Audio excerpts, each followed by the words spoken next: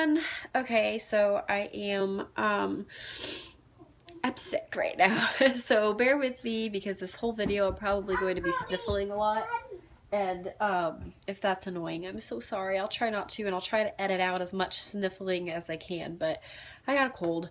We went to Gatlinburg for my birthday, and we stayed in a cabin in the woods, and the pollen and everything was just really, really high, and we all ended up having like allergy attacks and got sinus infections from it. So we have decided that we are not cabin people.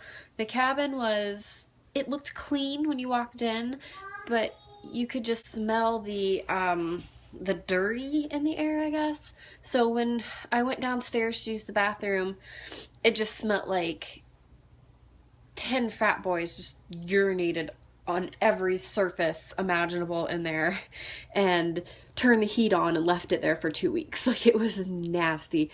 Then I took my shoes off and the floor was sticky. Oh, it was so gross. It was so gross. So then when we arrived, we were greeted by a very large spider. We named him Big Nasty. And then when we got inside, we were greeted by lots of his cousins.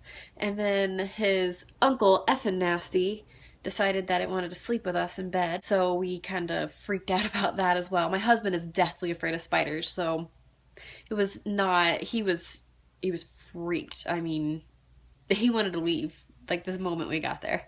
So we are not cabin people, I don't think. I used to go camping all the time as a child and a teenager, and those things never bothered me. But I think being a mom now, like, I don't want my kids to go in another room and then they're playing with the spider and I don't know about it.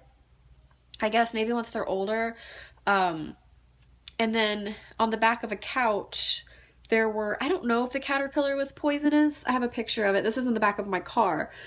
But I found a couple of these on the couch, and they're white with like brown spikes. I'm sure that they sting because, I mean, they have spikes on them. So that freaked me out too, because, I mean, Logan was just sitting on the couch and that thing could have rolled on him, or Eli could have picked it up. And so we were a little freaked out the whole time on vacation. So we actually left a day early, but we did have a lot of fun.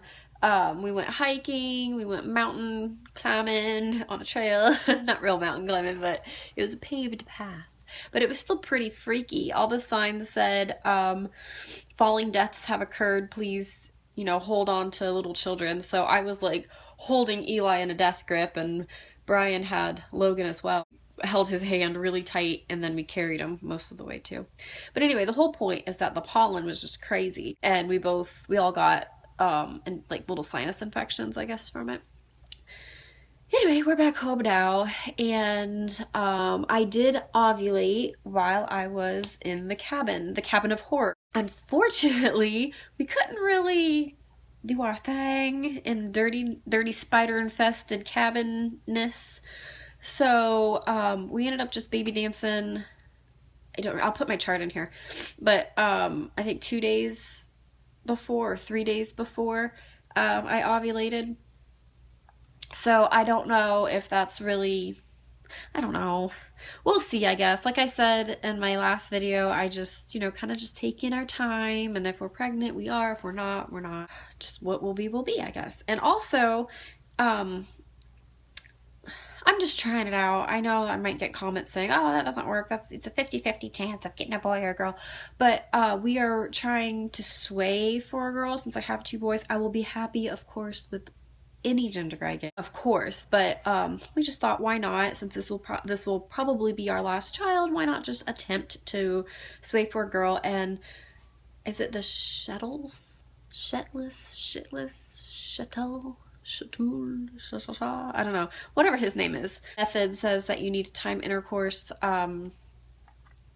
like a few days before ovulation. So like start out 4 days before, 3 days before. We did, I think, 2 or 3 days before. So maybe. We don't know. I don't know. We'll see. But I am 4 DPO. Last cycle, I only had a 6-day LP. I don't know if is it luteal phase? I don't know if I'm saying that right. I'm bad at pronouncing things. But anyway, it was only 6 days long instead of my normal 14 days. So obviously if I had been pregnant last cycle, it wouldn't have, nothing would have happened. So I'm kind of hoping that this one is a little bit longer. I also ovulated on cycle day 23, which is really late for me. I'm usually cycle day 16 to 18.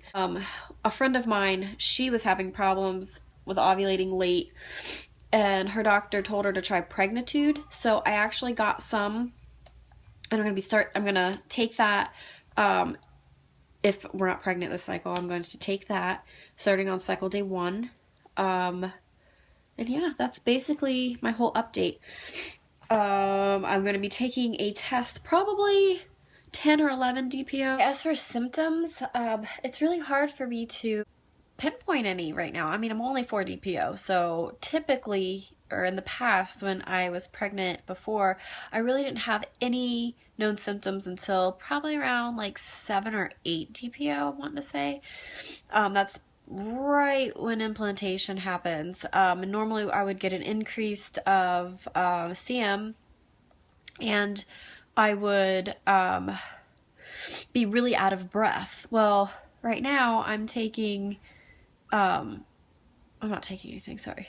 Well, right now I am sick, so I'm out of breath really easily. So that's, you know, I gotta cross that one off the list that I can't rely on for indicators. And also, I'm drinking a ton of water. I mean, a ton of water to try to get all of this infection to like come out. So my CM's a little bit more abundant than normal after ovulation. So, and that's about it for symptoms. I feel like I have so much anxiety about pregnancy and miscarriage and everything that I'm just trying to just let be what will be. And I don't know. I'm just, if that even makes sense. I don't even know how to explain it, so I don't know how it makes sense to you if I don't even know how to explain it. But anyway, I believe that is all for my update. So I will be doing a video here in about 6 or 7 more days with me taking the test. Woo! I'm excited. All right, see you guys later. Bye.